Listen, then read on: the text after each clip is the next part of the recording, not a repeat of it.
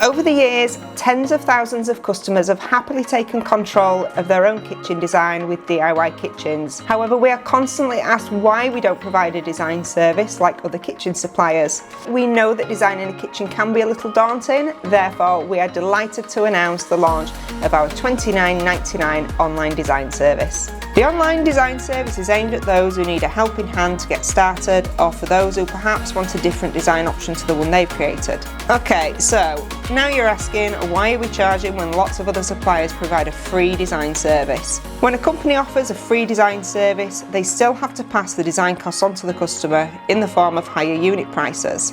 At DIY Kitchens, we are all about price transparency. Therefore, if you don't need help with design, then we don't think that you should have to pay for those that do. But if you need a helping hand or simply want to look at another design option, then we think that $29.99 is a relatively small fee to pay. We've made the process as simple as possible.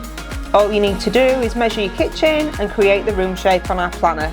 You'll then be asked a series of questions about the kitchen style you're looking for, different types of appliances, and other information that will help our designers to create your initial layout.